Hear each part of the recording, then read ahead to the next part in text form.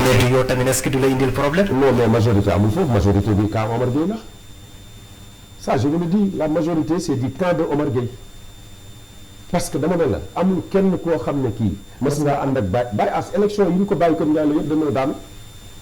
élection yi ñu ànd ak moom Kër Ndiaye yëpp dañoo gañ. Baye As yan élection ngeen àndut ak moom mais yan élection ngeen àndut ak moom. mais attends. parce que élection yi passé nii yëpp day ànd parce que Benno Bokk Yaakaar ngeen yi su. 2012 ànduñu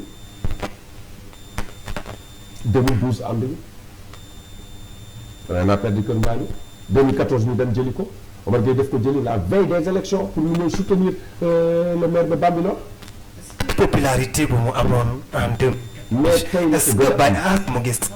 électorat boobu ba léegi. gis nga tey la ko gën a am man je suis allé à Kër Ndiaye et j'ai rencontré des gens ay nit ci biir Kër Baye As ak yeneen ñoo xam ne dama leen rencontré ci feneen ñu may wax ñoom rusuñoo dem ci feneen ndax li leen Baye As ji si teranga c'est que Baye As a bien travaillé à Kër Ndiaye c'est-à-dire ku am dëkk mu ñëw taxaw na ku am ngénte mu ñëw taxaw na ku am jàng mu ñëw taxaw na xaarul xam nga moom xaarul te Baye As ba muy jël nit ñi di leen transporter ci otom du ñu fay paas xaarul bu am ay moyens di ko def c'est-à-dire nit ñi dafa am ñoo xam ne loolu mënuñu ko fàtte. am yeneen responsable politique yu nekkaat foofu ku ci mel ni Pape ak Ousseynou Diallo yan relation ngeen am ak ñooñu noonu. bon man Pape Sow suma rakk la amuñu relation lu dul man grand frère am la suma rakk la. relation politique. oui relation politique amuñu relation politique parce que man université bi ma jàngee politique Pape Sow dugg fa woon ki ñuy wax mentoram ñoo nekkandoo woon doon jàngandoo politique ci université boobu nga xam ne moom la ñuy wax université bi Omar Gueye nekk professeur politique kon Pape Sow. ban université kan lay wax mentoram. kan Pape Sow pour auditeur. kan mooy mentor Pape Sow loolu c'est le maire de Bambilor man je ne passe pas par quatre chemins xam nga man moom du ma def lii nii c'est mon ami ça je le réclame mais xoolal dama ne ñoo bokk benn université bu ñu jàngee maak moom Pape Sow kooku mooy mentoram.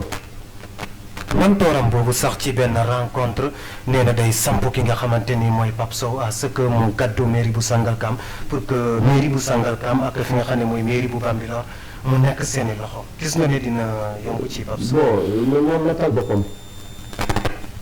tal boppam fii à Bambilor d'abord balaa nga wax da ngay gañoon nit fenn tala yow gañoon na tala gaño fii Bambilor ba pare. Bambilor non moi mais je dis que dama ne xam nga s'il a bien travaillé on verra. mais boo nee natal boppam Bambilor day mel ni da nga ko tiital. lan nga gis si lu moom loo xamante ni war naa mën a tax mu tiit ne du am deuxième mandat. non xam nga lu tax ma tiit ne du am deuxième mandat xam nga man ku ma xam ne li may wax du ma ko nëbb lu tax ma tiit ko mooy parce que ku fàtte la fal li may fal li day yomb. daa fàtte lu ko faloon. yàgg na comme lan. Omar Gueye. Omar Gueye moo ko faloon. mais dama ne. nekkutoon askan bi. non xam nga dama ne. askan bi jox ko seen baat gën a Omar Gueye. askan bi Omar Gueye la ñu àndaloon. Omar Gueye ne leen jàppal leen ma diw. Omar Gueye moo ko defoon candidat. Omar Gueye moo téye loxo ñu ne fal leen. def ko candidat campagne ko duggal ko fii man moo ma ko wax ci bureau. léegi ñu ne ma Omar Gueye kese bi muy def en 2014 kii moom moo Omar Gueye kese moo yëkkati xaalisam dimbali ko pour mu campagne. moom ñu Omar Gueye téye c'est le maire de Bambilor qui me l'a dit et puis man ku ma xam-xam ne du ma inventé du ma xam. ñu Omar Gueye téye woon seen loxo ne voté leen Ndiagne Diop pour mu doon maire ndax yaakaar nga ne ñooñu Omar Gueye mun na téyaat seen loxo ne bu leen fal maire. mais dama ne danga defe ne ñooñu dañoo bàyyi Omar Gueye. ils sont toujours là. et ils sont toujours derrière Omar Gueye. ñu dëkk ci ñu dëkk ñu Sangalkam balaa ngay jël nit ne ko demal ci titre foncier jàmbur nga dem wuti foofu bàyyi day fekk nga am fa pouvoir. kon gëm Omar Gueye dafa jiite département bi d'abord. président de la république son excellence Macky Sall dénk ko département Rufisque dénk ko coordination Benno Bokk Yaakaar dénk ko coordination APR dans le département de Rufisque et les autres là lan lañ leen dénk. et puis qu'on respecte les disciplines de parti dañu xool pour parti bi pour ñu choisir après ñu ko ñoo la ñuy gis. nee nga Omar Gueye moo téye woon ñenn ci askan bi seen loxo ne fal leen ki nga xamante ni mooy honorable député maire Ndiagne Diop ba mu nekk maire en 2014 dafa bàyyi ki nga xamante ni mooy Omar Gueye nga ne askan boobu noonu ñu ngi ci loxo Omar Gueye bu léegi kon da nga bëgg a wax ne électorat bu faloon Ndiagne ci mairie bu pour mu nekk maire ci mairie bu Bambilor commune yi Bambilor ba léegi Omar Gueye mu ngi téye benn électorat bi. dama ne département de Rufisque de manière de générale. manière générale Omar Gueye képp ku fi militant discipliné de l'APR et de Benno Bokk Yaakaar il est moom moo nekk sa responsable moo nekk sa kilifa. ki nga xamante ni mooy Modou Sall Diop nekk bokk ci Benno Bokk Yaakaar nekkoon deuxième ci élection locale yu 2014. ñu gis ne jege na Omar Gueye parce que dañuy gis yenn rencontre yu bëri yu Omar Gueye di ministre Omar Gueye di nekk di def Sangalkam dañ koy gis muy nekk di teew keroog mu amal benn ndaje s'autoproclamé ne doon candidat. te moom candidat discipliné na te nee na dina respecté li nga xamante ni moom la parti bi di dogal mu s'autoproclamé candidat ban lecture nga mën a def ci décision boobu noonu. xam nga ñun am naa wax dafa am lu mu jàngal ci politique mais politique boo toogee ba mu yàgg da ngay yëngatu pour nit ñi xam ne deewa ko tu es toujours vivant il faut faire du bruit te dama jàpp ne kenn judul tey am na droit Modou Sall Diop wax ne moom candidat la mais il a bien dit ku parti bi discipline parti lay respecté bu parti bi choisir nag il est obligé de se plier. kon est-ce que lu mu wax ce n'est pas contradictoire. Non, c'est pas contradictoire. mais dina respecter discipline. Mais il se réclame candidat. Mais si le parti, il peut être le candidat du parti, comme il peut ne pas être le candidat du parti. S'il n'est pas le candidat du parti alors qu'il s'est proclamé candidat, est-ce que duñu benn contradictoire. Non, xam nga ñaata nit ñoo déclaré woon candidat présidentiel bi passé. mais ñu si gën a bëri parrainage daal na. Non, avant parrainage bi d'autres ont décliné et ils avaient organisé des points de presse pour dire qu'ils sont candidats à la présidentielle de 2019 mais avant loolu ñoom génnaat nañ ci loolu dem allié wu ci yenn kii. comme maire moo fi nekk candidat xëy na bëgg na li nga xamante ni mooy deuxième mandat parce que am na ñu ko nekk di campagnal jamono bi ndax gis nga ne bu nekkee parti bi investir na ko Modou Sall jar na muy nekk candidat. Bon xam nga man je ne suis pas dans les secrets de Dieu pour savoir s'il sera investi ou pas et beneen bi mooy man ñun bokkatuñu yoon man li ma tal mooy suma candidat. lu tax ma nekk di tudd seen mbir parce que sa candidat muy Omar Gueye moom moo nekk le coordonnateur du département de Rufisque te candidat bu ñu mën a choisir pour mu toogal mu jiite liste Benno Bokk Yaakaar au niveau du département de Rufisque dina bokk fu ñuy jëlee décision bi te jege ñaaleem nga moo tax ma lay nekk di laaj loolu. oui jege ñaaleem la ñun ñëpp man ak sama ñu nekk si département bi yëpp nekk ay responsable jege ñaaleem la li ma mën a jàpp mooy Omar Gueye xam naa ko nit ku juste la nit ku honnête la nit ku sérieux la ci li muy def te amul caaxaan li ko parti bi sant dina ko def. mbokk yi ñu fàttali émission kaay leeral askan bi di dalal tey ki nga xamante ni mooy Daouda Ba moom responsable politique la fi nga xamante ni mooy Njaxiraat nekk tamit conseiller municipal ci mairie boobu nga xamante ni ku ko jiite di ministre Omar Gueye dañuy ñëwaat fi nga xamante ni mooy seeni commune boobu ndaxte ki nga askan bi foofu noonu mooy ñi nga xamante ni mooy dëkk yi ngeen boole ak cité yi nee na ñoom dañuy génnee candidat contre ki nga xamante ni mooy ministre te nee nañ ñoom jortu nañ ne gis nañ ne dañuy gagné li nga xamante ni mooy élection yi parce que seen boo jëlee askan bu yeewoo ci Kër Ndiaye Lo ak cité ñoo ëpp lu ñu taf moo ëpp lu fa nekkoon ñoo gisee loolu yow. oui mais xam nga li ñu taf mën nañu wax ne moo ëpp mais li ñu taf ñoom moomuñu ko ëpp la wuñ ci Omar Gueye ok moo leen ëppale foofu. li ñuy wax Omar Gueye moo leen ëppale Kër Ndiaye Lo moo leen ëppale Kounoune moo leen ëppale Ngalab moo leen ëppale cité enseignant moo leen ëppale Medina Thioub moo leen ëppale dans les cités moi j'ai accompagné Omar Gueye ñu wër ñu ne ko yow yaay suñu candidat ci yow la ñu yaakaar ne li nu manqué fii yow rek yaa ñu ko mën a defal. da ngeen di dem ndaje boo xamante ni ñaari nit ñoo fay toog kenn jël kaddu wax ne yéen ñun lañ àndal parce que keroog bu ñuy nekk di célébrer journée de l'environnement place publique Malick Ba ma ngi foon mais journée boobu noonu gis nañ Baye As quelques personnes la fa àndal ñoo toog kon kooku bu toogee ne Kër Ndiaye Lo jàppal ne yaa koy moom tamit. xam nga dafay xaw a ëlëm ci xelu nit ñi. xam nga ay Kër Ndiaye Lo ay Gorom damay joxe exemple ci ñaari dëkk yooyu am période boo xam ni. dafay naqaree mobiliser sax ndax période boo xam ne jigéen ñi dañuy dem ci usines yi di fa liggéey mais jàppal ne li ma la mën a wax tey pour nga xam ko ku yaakaar ne Kër Ndiaye Lo yaa ko moom yaa ngi nax sa bopp. Kër Ndiaye Lo Kounoune te dama lay wax ni Kounoune base Omar Gueye la li ko Omar Gueye di gagné ak léegi kenn xamul ñaata Omar Gueye n'a jamais perdu à Kounoune gars dañuy wax nii rek. kon gis ngeen ne élection locale yi dina yomb ci yéen. man pour man c'est facile. da ngeen élection locale yi non mais bon dañu nañ ko yàgg na. quelqu'un comme Pape Sow bu nekkee candidat contre. contre. Ne parlez pas de Pape Sow. mais c'est un candidat. mais candidat kan la. candidat pour à la mairie de Sangalkam. pour ñan. pour contre yéen li nga wax maître. xam nga voilà candidat benn nit bokkul ak candidat askan. Omar Gueye c'est le candidat. mais moom it askan am na askan bu woote ci ginnaaw. dañuy gis rencontre yi muy woote. dama ne nit ñi gis nañ ko waxtaan nañu ak moom te lan la leen tontu c'est-à-dire bu xam nga. lu mu leen tontu lu mu leen tontu non du ñu naxante. non lu mu leen tontu. non du ñu naxante xëy na peut-être ñu bëri rek du ñu naxante. soo demee man ma ne la yow da nga nekk candidat lu mënti xew da nga nekk candidat nga ñëw nga ne da ngay nekk candidat te mu wër ni yow doo gañe du gañe. man maa mais même bu gañe wut. non mais fan la jaar. léegi da nga def ne nit ñi dinañ jël seen avenir di ko hypothéquer. ci un jeune boo xam ne mais c'est quand on parle de Pape Sow ban expérience politique la am Pape Sow musul am poste électif ma wax la ko promoteur la yow rek la dafa bëgg nag maire. mais sa monsieur bu la ko digalee nee nga léegi le ministre Omar Gueye moo jàngal ki nga xamante ni mooy honorable député maire Ndiagne Diop. élection locale jot mu samp ko mu fal ko mais bu nekkee Pape Sow tamit honorable député jàngal na ko boo gis ne am na xam-xam boo xam ne war naa mën a gérer commune bi dama yoral ko commune Sangalkam. non jàngalu ko.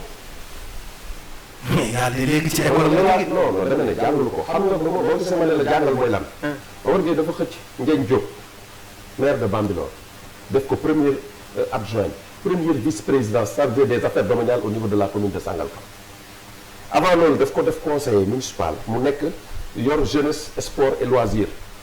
mu jógee foofu mu def ko premier vice-président chargé des affaires domaniales alors kooku kay jàngal nañ ko mais kii lan lañ ko jàngal c'est un promoteur ak politique du benn de sama waaj du benn. kon pour yow bu sampee candidature am tamit day sonal boppam. yow tamit xam nga nit ñi askan bi Omar Gueye la ñu àndal. quelqu'un comme Ousseynou Diallo nga xamante ni moom it candidature am ñu ngi koy nekk di wax. munoo gagné sa dëkk nga ne candidat nga non c'est qu'on se dise la vérité il n'a jamais gagné Ngalap ñun bërki démb lañ jógee Ngalap on a vu les populations de Ngalap dañ ne woon du ñu génn tous les délégués de quartier étaient là-bas. kon da nga bëgg a wax ne. non dama ne ministre Omar Gueye amul opposant ci côté. non dama ne xam nga non opposant mënul ñàkk. ku mu neex yow sax bu la neexoon yow nga ne man damay opposé Omar Gueye mais opposé yow kese yow mën a dee sama waa ji mais opposé ak opposition moo jafe nga am mbooloo bu mën a opposé loolu mbooloo mi Omar Gueye lañu àndal lu la nit wax lu dul mbooloo mi Omar Gueye lañu naan dañ leen di nax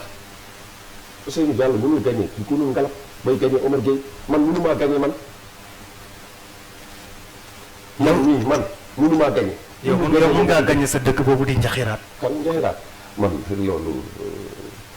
aw mais gisoon nañ si position bu ñu amoon ci bu ñuy nekk di tabax li nga xamante ni mooy benn hôpital foofu noonu jeunesse bi nga taxaw jàmmaarloog yow ne sa intérêt bopp ngay sàmm foofu est-ce que jeunesse boobu dina tourner di lay voté at est-ce que man voté at pour yow mës naa sàmm sama intérêt mais jeunesse bi loolu lañ la doon kat yooyu lañ doon yëkkati de oui loolu d'accord naa si nañ ko yëkkati dama nekk Njaxiraat depuis 1988 ba léegi maa ngi def politique musuma faa def lu bon musuma faa wax lu bon je défie quiconque Njaxiraat ku ma wax ne mus naa ko wax lu bon mbaa ma def ko lu bon musuma lekk 15 Njaxiraat je peux mettre ma main sur le Saint Coran. kon mun ngaa ñëw ci lu ñe dama bëgg mu leer Njaxiraat lépp lu fay développement sama loxo bi ci moo xam foyer moo xam école moo xam tali bi moo xam courant moo xam ndox moo xam marché moo xam case de santé moo xam social lépp laa wax lépp luy développement Njaxiraat sama loxo ngi ci moo xam terrain de football moo xam parcelles yi nga xam ne jox nañ ko jeunes yi barki démb ni Omar Gueye jël te loolu amul fenn foofu rek lay am fenn amul fenn fu dul Sangalkam ak commune Sangalkam jël 150 parcelles jox ko ay xale ne leen dëkk leen parce que dañoo xat ci seen biir kër mu ne dëkk leen. gisul ko ci ban commune. ban commune nga ko gis ci Sénégal wax mu bii la te wax ma kan lañ ko jox man soo ñëwee ma woon la ñu ko jox. non non loolu bu ñu koy def c'est-à-dire xam nga loolu gàpp la woon bu fi nekkoon depuis 2009 dañu ñëw 2009 2010 mu dig leen ko ñuy def lotissement xàllu ju la mu ne leen dinañ leen jox loolu Abdoulaye Wade dañoo jëlee ko fi ñu jaxase mbir mi mu dellu si te dina leen ko jox na leen ko te loolu kon du pour waajal ay élection li ma wax nii lu yàgg la. li ñu fàttali yéen ci seen émission kaay leeral askan bi moo ñu ñuy déglu à travers suñuy onde di la 100.4 Babilor FM tey ñu ngi dalal ki nga xamante ni mooy Daouda Diallo moom nag Daouda Ba moom nag conseiller la ci mairie bu Sangalkam boo xamante ni ko jiite di le ministre Omar Gueye ki nga xamante ni mooy honorable député maire Ndiagne Diop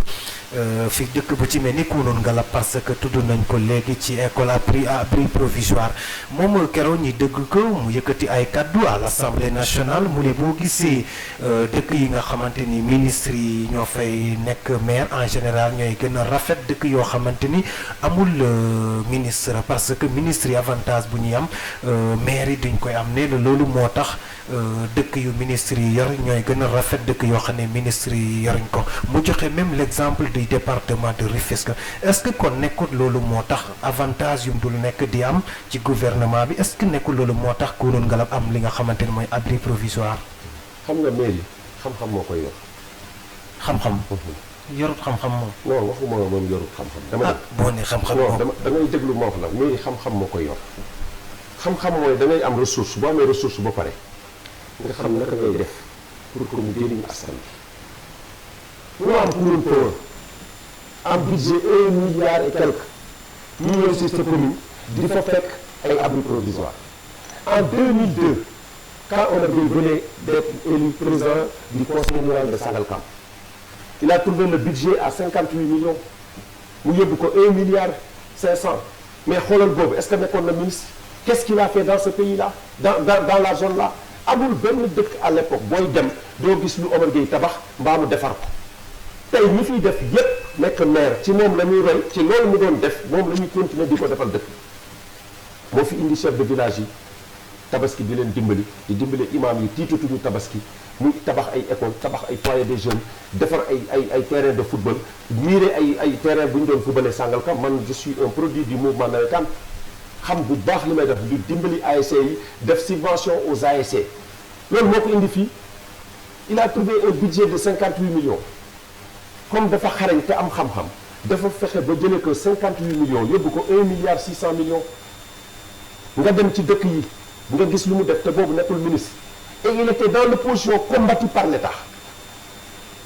les maires qui sont là aujourd'hui ne sont pas combattus par l'État et l'État est en train de le soutenir mu ngi leen di dimbali état di leen dimbali moo tax ma ne la bul sax am xel ñaar mairie xam-xam a koy yor Omar Gueye dafa am xam-xam pour parce que gis nga collectivité territoriale man fekke naa à l'époque de Abdoulaye Wade des Maliens sont venus au Sénégal mais Sangalkam lañ leen indi pour ñu xool naka la Sangalkam di def en termes de décentralisation ñu ci Omar Gueye lañ ñëwoon pour jàng ci décentralisation pour dellu Mali yóbbu te boobu il était dans l'opposition. kon ñii dañoo amul xam-xam moo tax. non mais waxuma amuñu xam-xam. mais ni nga développé nii. non day mel ni da ngaa xeeb seen xam-xam tamit. non dama ne comparé à Omar Gueye damay xeeb seen xam-xam. non loolu moom jarul sax dem par 4 chemins comparé à Omar Gueye damay xeeb seen xam-xam loolu koy du ma ci dem par 4 chemins par 4 chemins. mais quant à ñoom en tant que maire nii yor bi yenn budget yi. et puis yow nga nekk maire nekk député si c'est comme ça kay tu as la possibilité c'est toujours l'État non un ministre ñu ne la honorable député quelle est la différence. mbokk yi ñu fàttali ne ba léegi yeneen ci seen émission kaay leeral askan bi baax na saa su ne ñuy fàttali ñi nga xamante ni ñooy auditeurs ñuy déglu à travers suñuy onde nga nekk ki nga xamante ni mooy conseiller domanial fi nga xamante ni mooy Kounoune Ngalap yàgg nañ di dëgg le problème foncier mu nekk ex communauté rurale bu Sangalkam xëy na yenn foncier yi sax problème yi bu ñuy am jamono ex communauté rurale bu Sangalkam la ndax problème yi foncier boobu yéen a ngi ci nekk di dox jamono bi donte ne comme à chaque fois dañuy gis benn un mois bu ne askan bi foofu noonu ñu gën di ñaxtu. oui xam nga foncier moom il faut mu am problème parce que li indi foncier bi di am problème nit ñi dañu jàpp ne ñi yor collectivité territoriale yi la mais li ci ëpp si promoteur yi la beneen bi aussi foncier bi am si l'ex communauté de Sangalkam la majeure partie président Abdoulaye Wade moo ko fi indi parce que boobu xeex benn nit jaraloon na ko fépp fu ñu defoon lotissement joxoon ko askan bi mu ñëw ne da koy récupérer def ko ZAC. je prends l'exemple de Kounoune danoo yeew def lotissement def ko ba ñu autoriser ko ba pare mu yeew mu ne moom day indi ZAC Kounoune jël suuf si yëpp dagg ne da koy jox ay enseignants yu proposé ay kii ak ay magistrats am sax ñu dagg kon yooyu problème yi am yëpp noonu lay amee mais problème yooyu nag boo nekkee ci foncier tout le temps da ngay régler problème foncier c'est normal mais ñun problème yi ñu am Sangalkam pas de problème le foncier n'a pas de problème à Sangalkam. kon ñu gis ne waa DSCOS bu ñu jógee fi nga xamante ni mooy Mbour 4 extension ñëwoon nañ fi nga xamante ni mooy Bambilor jaaruñu woon Sangalkam. non Sangalkam fan la ñuy jaar Sangalkam les lotissements sont autorisés Sangalkam les lotissements sont autorisés c'est le Khalou Dioula qui est autorisé Ndiakhirat 1 est autorisé Ndiakhirat 2 est autorisé Ndiakhirat 3 est autorisé le CAM 2 est autorisé le CAM 1 est autorisé et c'est dans le PDI. L'extension de Sangalkam est autorisée, l'autorisation, l'extension de Noflaye est autorisée. On n'a pas de problème de ça. kon problème foncier comme nee nga lu ci gën a bëri Ablaye Wade moo ko fi indi kon Bambilor tamit problème foncier bu ñuy nekk di nemmeeku jamono bi Ablaye Wade la. non xam nga foncier bi waa DSCOS ñëwoon fii ils ont parlé moi j'ai écouté le colonel Sabouri à la télé il a parlé d'autorisation de lotissement clandestin il a parlé de ça loolu la wax loolu nag c'est différent que problème yoo xam ne dañoo def lotissement autorisé ba pare état ñëw teg ci loxo. c'est autre chose parce que man moom li mu wax laay wax parce que dégguma réponse su maire Bambilor dégguma réponse président commission domaniale bu Sangalkam déggu bu Bambilor dégguma benn conseil Bambilor wax moom laa dégg mu wax à la télévision nationale ma du ma ko dégloo mu wax ne c'est des lotissements clandestins ils ont trouvé là-bas les gens sont fii jël côté géej gi yëpp di defar ak yooyu ñu ñëw jël borne yi autorisation lotissement nag dafa am ay normes dafay am autorisation de lotir am lépp te loolu ku nekk xam na service yi ciy joxe seen avec yooyu yëpp te bu ñu ko defaree ba pare dañ koy encadrer. ki nga xamante ni mooy ministre comme ne nga moo njaboote ki nga xamante ni mooy honorable député maire Ndiagne Diop moom moo leen jàngal ki nga xamante ni mooy Mor Sarr ba tamit nga xamante ni instant yi dëkkam dañ koo jël yóbbu fi nga xamante ni mooy commune bu Tivaouane Peulh ñàgg foofu nga xamante ni Papis Diop moo fa nekk jamono bi pour yow ñooñu seen naka nga gisee seen avenir politique ñaari ancien élève am yooyu comme ne nga dañoo bàyyi seen maître. waaw xam nga boo bàyyee sa yoon nga bàyyi fi nga waroon jël bàyyi fi nga waroon jaar su la ay xaaxaam dale boo taxee xaaxaam ci sa yére yaa koy teg sa bopp sa yoon bi fii la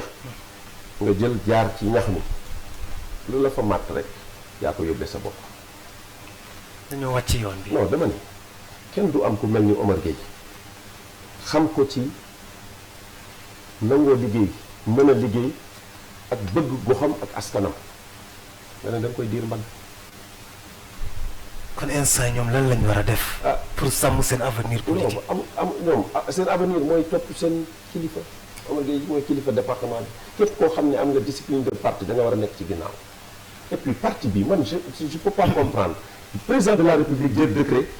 yow nga nekk koo xam ne nii ne nga nekk maire. nekk démembrement de l'État ngay critiquer décret boobu. mais comme nu mu ko defee que mais gis nañ tamit ki nga xamante ni mooy Ismaïla Madior Fall moom it ndaje yi ñuy woote du dem. oui mais te il n'est pas lui seul du maire kese même boo demee Rufisque da ngay gis ñoo xam ne dañuy wax ne Omar Gueye coordonnateur qu'est-ce qu'il représente à Rufisque ban ndombu tànk la am te ngi ci kan Ismaïla Madior Fall Ismaïla Madior Fall. moom mu ngi naan day doon maire candidat ville oui mais mairie loolu yomb na de mairie candidat ville la man je peux dire que man mairie candidat ville la je suis de Rufisque aussi moi aussi loolu yomb na mais instant yi tamit ministre Omar Gueye Ah, non. sortant maire sortant la instant dama ne, yi xam presque nga. ñoo yem rek non non dama ne ku ne day wuuti de non non xam nga dama ne man li ma jàpp mooy parti bi moom dina am candidat loolu c'est sûr Benno Bokk Yaakaar dinañ am candidat dans dans toutes les collectivités territoriales de ce pays-là parti bi ak la coalition le président était très clair moi je l'ai écouté à Kaffrine ne moom mooy tànn non waxul mooy tànn c'est la quoi non dama ne xam nga moom du dem de manière unilatérale non non non non non non Macky Sall lépp concertation ak dialogue ci la ko teg da leen wax ngeen waxtaan pour ngeen jubóo trouver un consensus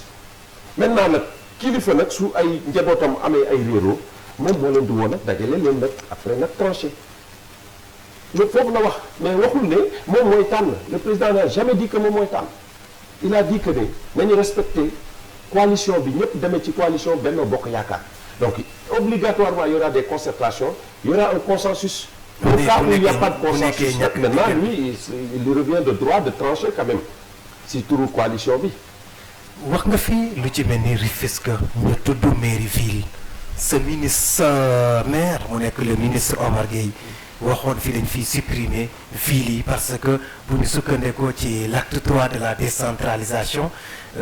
département ak commune la ñu sóoraale mais sóoraale wu ñu mairie ville moom la code bi wax loolu la code bi wax boobu moom da ko mujj a teg ci suufam bon non xam nga man moom loolu xalaatam la musul wax ni mais daa wax ne bu ñu sukkandekoo oui dafa ne code général des collectivités territoriales soo ville yi xoolee dañ ko war a supprimer oui article premier bi la sax defe naa si je ne me trompe pas amul fenn fu ñu tuddee ville département la ñuy wax ak commune bu ma trompé wu ci article 150 nangam auditeurs yi baal ma jàppuma lii bi mais dañoo wax ne même bu nekkee mairie ville mairie te locale yi ni ak li nga xamante ne mooy département bi mais sañ nañ par décret ñu indi ville oui mais bañu ma noonu de mais man su doon man maay décider tey mairie ville yi amul njëriñ dama ne mënoo nekk mairie ville ñu ne yeneen mairie yi ñoo nekk nii wër la yow ressources yëpp nga centraliser ko sa bopp ñoom ñi nga xam ne c'est des maires ngay xëccoog ñoom ay yenn marché yeeg yoo xam ne nii beneen affaire mais boo jëlee bu ci mel ni bu Rufisque dañoo wax ne hôpital Youssou Mbargane ville moo ko mooy jël en charge li nga pourtant xamante noor la ne nekk personnel et pourtant noor la nekk c'est pas cohérent et pourtant noor la nekk cohérent non c'est pas cohérent parce que tey gestion hôpital bi mairie bu noor moo ko waroon gérer mais mairie ville lan lay wut si foofu sa waay soo amee benn frigo si sa biir salle léegi ñeneen ñi di jóge fële di ñëw di tijji frigo bi di ci naan yow nga toog di seetaan rafetul ñu wax weer janvier 2022 waxoon ne le 15 juin bi passé la ñuy ubbi li nga xamante ni mooy liste yi boobu ba léegi dégguñ dara ndax pour yow possible na pour ñu amal élection locale janvier 2022 bon xam nga élection locale ministère de l'intérieur mooy organiser ay élection mooy kuréel yi bokk ci administration gérer ay élection ñoom ñoo koy organiser li ma jàpp man élection locale yi jàpp nañu datu 23 janvier man maa ngi koy waajal pour le 23 janvier su ñëwee man pare naa bu ñëwul man pare na yow da ngay doon candidat booy naan pare nga non man su may wax pare naa su ma candidat moo tax may wax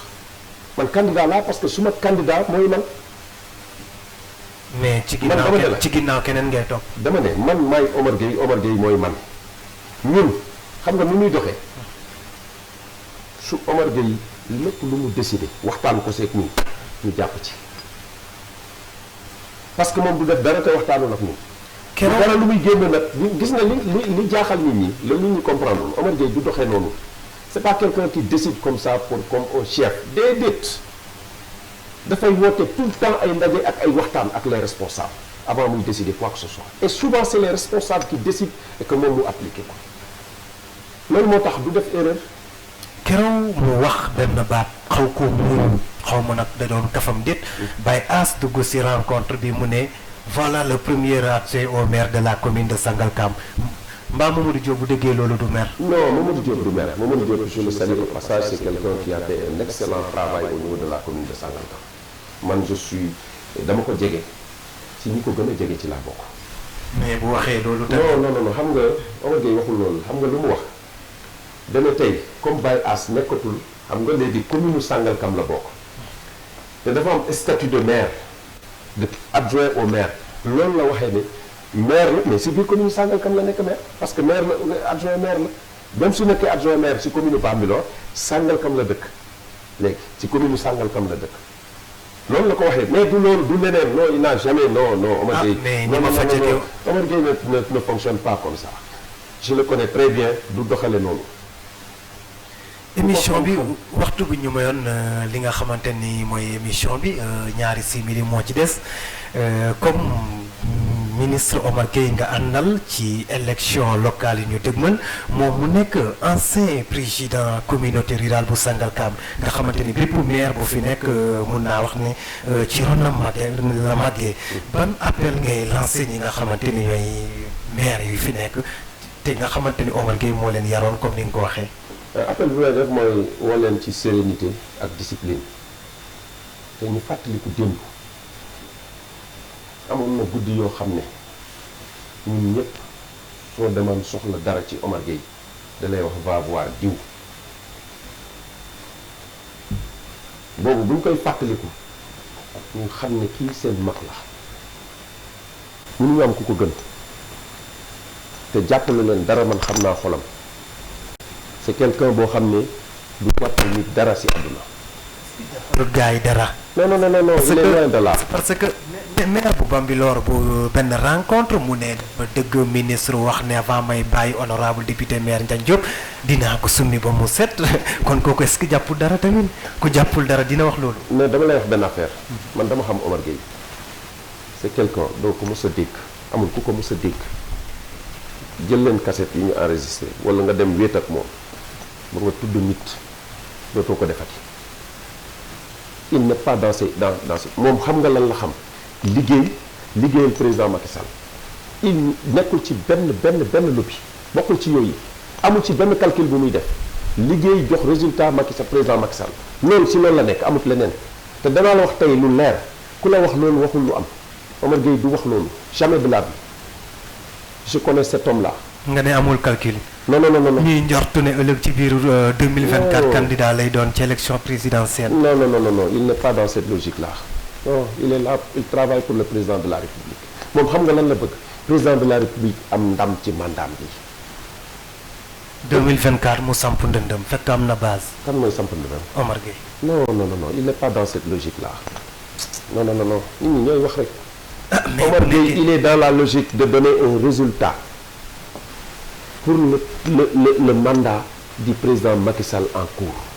mais nekku ne 2024 la ministre Omar Gueye le politique am di jeex fas yéene naa continuer. oui mais xam nga dama ne ñun yeggaguñu 2024 si boobaa candidat lay doon. yeggaguñu 2024 muy benn ñaareel bi man musuma dégg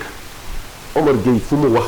mbiru candidat ci 2024 il n'a jamais parlé de ce candidat il nous a toujours parlé de travailler pour faire des résultats d'ici 2024. moo tax le président de la République doit réussir son mandat voilà ce qu'il nous dit. ñu bëri gis ne. et il nous dit que vous êtes un démembrement de l'État. ñu bëri commune bi démembrement parce que résultat yi ngeen di def ci bilan président de la République la bokk parce que soo demee ci dafa am lu ñuy wax fonds de concours ak fonds de dotation l'État participe sur le fonctionnement des collectivités territoriales. ñenn ñi di njortu ne boo gisee muy nekk di def redécoupage bu mu tuddee correction c'est juste pour teg ay booyam ci communes yi pour mën a contrôler yenn communes yi ci département bu Rufisque pour que une fois élection présidentielle 2024 mu samp ndëndëm. il est loin de là. il est loin de là. nekkul ci logique boobu. nekkul ci benn lobby ak benn logique ak benn calcul politique. il n'est pas dans ces calculs politiques là honnêtement. les gens ils disent n'importe xam nga ku sa wujj di sëlëm sa kanam du set et tous ces gens qui le disent ils sont de quel côté c'est des gens qui sont contre Omar Gueye y a pas autre chose mais ñun ñu toog ak moom tout le temps di nekk ak moom di waxtaan ak moom xam nañu ñun ci lan la nekk mooy liggéey def résultat président Macky Sall réussir mandaam li fi mu jëlee Sénégalais yi fi mu ñu jëlee ak fi mu ñu yóbbu ñu gis liggéey bi mu def ci réew mi mu defal ñu résultat. commune bu Jaxaay tudd na lañ ko léegi mën a su ko bañ a wax. Boubou Ba nekkoon premier adjoint jamono bi ñu taf ko fi nga xamante ni dëkkam ñu taf ko commune bu Sangalkam na jot ngeen gisanteeg moom pour. man Boubou sama rakk la gisanteeguñu on a fait le mouvement navétane ensemble il m'a trouvé dans le mouvement navétane et beaucoup de jeunes d'ailleurs m'ont trouvé dans le mouvement navétane donc loolu man wax jàpp naa ne sama rakk la te su ma ko gisoon aussi dinaa ko conseiller mu ñëw ci wetu magam. jege ko ànd ak moom liggéey ak moom parce que xam naa ne Omar Gueye ubbil na ñëpp buntam pour que ñu ànd liggéey pour que commune Sangalkam nekk meilleure commune ci Sénégal. commune yi bu redécoupage am na wala correction. mais teewut ñi ngi nekk di fonctionner. mu am benn affaire bu fi amoon commune bu Bambilor semaine bi la ñu gën ñu doon def vote virement de crédit. ñi nga xamante ni ñooy ñoom Pël Gueye nekk jamono bi ci seen camp ñëwutoon woo naa ko téléphone jéem a jokkoo ak moom mu ne ma ñëwut parce que bokkatut ci commune bu Bambilor loolu moom noo ko gisee bon xam nga loolu beneen affaire la moom il a toujours un mandat pour la commune de Bambilor loolu nag nit ku nekk sa convenance personnelle la mais solo ci yoon non dama ne xuma bëgg-bëgg de ci yoon waaw est-ce que lu mu def noonu war na koo def non dama du loolu laa lay wax dama ne nit ku nekk moom dafa am mandat ci commune Bambilor mais li mu wax aussi convenance personnelle am la maanaam moo xam lan moo tax mu wax ko parce que bu fekkee yow da nga bokk fenn soo fa ñëwee li nga fay wax kenn du la déglu li nga wax kenn du ko considéré sa kenn du jël en compte say xalaat ak yooyu moom téesam moo nekkoon instant yi détaché nañ ma bokkatuma commune bu Bambilor commune bu Sangalkam laa bokk man dama ko woo wala ma waxtaan seeg moom dama ko woo téléphone mu wax ma loolu yow kon am nga droit wax loolu loolu la ma wax mais dinaa ko laaj comme loolu la ma wax est-ce que loolu yoon la war naa mën a sukkandiku ci loolu ba ñàkk a ñëw voté virement de crédit bu amoon ci commune bu Bambilor bon loolu xam nga man mënuma ko confirmer nii ma infirmer ko mais li ma la mën a wax mooy il a un mandat pour la commune de Bambilor mandat bi nag jeexwul su toogee jàpp ne moom depuis 2014 ak léegi mësta wax dara ci conseil municipal bi nit ñi jox ko considération wala mu joxe xalaatam te nit ñi xuloowuñu ak moom wala taxé ko de pro Omar Gueye ou de fi il faut trouver que ne moom mu bañ a ñëw moo gën peut-être xamuma ma mënuma la wax lii moo tax wala lee moo tax mais dama jàpp ne parce que toujours je l'ai écouté mais moom dafay ñëw indi xalaatam ci biir commune Bambilor mais tout le temps su ñëwee wax xalaatam li mu ciy jëlee mooy nit ñi di ko sànni ay xeer di ko wax di n'importe quoi et ses propres collègues ñoo ko doon def loolu xam nga nag aussi vous savez comment fonctionne certaines kii quand tu es avec Omar Gueye yow am nga problème est-ce que nekkul moo ko fi jiital non Omar Gueye bu ñu ko fayoon borom non kenn waxatu ko tey je vais vous dire une chose musuma koo gis ci àdduna mu def nit wala mu xalaatal nit lu bon ak loo ko mënti def soo waxee mu ne ma da lay wax leen gis nga il faut oublier pour nit def ko dara ni moom da lay wax moi j'ai oublié et puis c'est fini je passe à autre chose moi damay concentré wu si liggéey pour réussir. du wax de waaye gars yi tiit nañ ko de. waaw mais c'est normal la mbër la nag mbër la fu mën a bëri politique non mën na bëri trop te xaaral ba élection yi ngay xam ñëpp lay mbor gars yi lay wax ni ñu naan ay candidat lañ ko mu sàngal ka duñu gis sax biti du seen morom mbër la bu te politique jotee da ko man day bu liggéey jotee dafay te liggéey ci liggéeyam la ko nit ñi di fale Omar Gueye ñëpp xam nañ ne Sénégal ñëpp xam nañ ne liggéeykat la. mais boo mënee politique te ñi nga xamante ni mooy nit ñi joxuñ la ëpp seen i baat tamit. mais falu de doo mën a politique. non dama ne commune Sangalkam li ko jëlee cité Almadi 2 ba ba ngay ñëw Ndoflaye ñëpp Omar Gueye lañ àndal. la majorité est avec Omar Gueye. dama wax ni dama ko xam moi j'ai fait une tournée avec Omar Gueye. j'ai vu les populations comment ils adhèrent à la politique de Omar Gueye. dañuy daw di ñëw te c'est pas n'importe qui des cadres parce que xam nañ ne waa ji liggéeykat. kañ ngeen di def assemblée générale pour wane seen i bopp xam seen i popularité nu mu toll. mais ñun xam nañ suñu popularité bi ñu toll dañu rek. ah seen rencontre yi ngeen di amal ci place ba de moom lu fay nekk moom néew na trop. non kon yow ñëwoo xoolal démb rek bi ministre woote vendredi bi passé boo ñëwoon Sangalkam nga dangay gis. base yi ci ginnaaw wéetoon na de. kanam bi daal amul ci image yi ma gis. non vendredi bi passé. non kon xam naa seen gars yi kon ñoom li ñuy filmé du li ñu fa ñëw xanaa dañuy dem jël rek ci côté tali ba fële mais boo duggoon foofu mais nit ñi kenn amul woon photo man j'étais là-bas. ñu lay te il avait appelé que les responsables. mais dañu dem ba salle bi mënu ko contenir cour bi mënu ko contenir non su ñu waxee loolu gars yi dañuy wax rek Omar Gueye est très populaire à Sangalkam. Il est très populaire à Bambilor. Il est très populaire à Tivaouane Peulh et il est très populaire à Rufisque. C'est pourquoi il coordonne le département. léegi fu ne booyam la fay samp. non du ay booyam moom amul booy. ah mais moom discipline de parti la am. parti bi léppam consensus la waxtaan ko jubóo. kon de kon du tag moom. c'est ñun moom c'est problème bi mooy ñun dañoo jubóo ñun commune Sangalkam ne Omar Gueye mooy suñu candidat c'est-à-dire loolu amul seete du Baye Ass du Pël Gueye du Mbaye Ndiaye du Daouda Ba du Mamadou Diop du Ndiare Sène deuxième adjoint au maire du kenn ñëpp d'accord nañ Omar Gueye c'est le candidat de la commune de Sangalkam. est-ce que d'accord boobu yëpp nekkul d'accord yi ñàkk pexe bu nekkee tamit amoo benn électorat tamit da ngay obligé tamit. non dama ne xam nga man su sukk jëbbalu de. man dama lay jox benn exemple ci man fi ma dëkk dama leen di sant di leen gërëm njaxiraat parce que teraanga bu nekk jox nañ ma ko ci élection saa yu ma demee élection ma gañe élection saam la ku ëppale saam rek yaa gañe saa yu demee ñu saamal ma ba sama saam gën a jël saam yi loolu dama leen koy sante di leen ko gërëmee njaxiraat mënu ma leen fay lu ma leen defal rek xeeb naa ko parce que ay nit ñu xam fa nu jëm la bëgg njaxiraat bëgg développement njaxiraat loo wax xam nañu fi Omar Gueye jëmee dëkk bi fi mu ko jëlee ak fi mu ko jëlee mais njaxiraat demal nga dugg fa da ngay kontaan de soo duggee njaxiraat da ngay kontaan. bàyyi la nga tàggatoog ñi nga xamante ni ñooy téléspectateurs rek auditeurs yi waxtu yi ñu mayoon jot na ñu lay nekk di jaajëfal di may ay 10 secondes nga tàggatoog téléspectateurs yi ak auditeurs yi. waaw dama leen di sant ñëpp di gërëm ñëpp ñu doon déglu ak ñu doon seetaan di sant bu baax fi ma jógee sama waa dëkk mais di sant aussi premier adjoint au maire Mamadou Diop ak ministre Omar Gueye di sant le bureau municipal Koumba Ndiare Sène di sant tout le conseil municipal de Sangalkam di sant askanu Sangalkam yépp di sant ñëpp di gërëm ñëpp di ñaanal ñëpp jàmm yàlla yàlla def jàmm ci réew mi yàlla def jàmm ci Sénégal def jàmm ci Sangalkam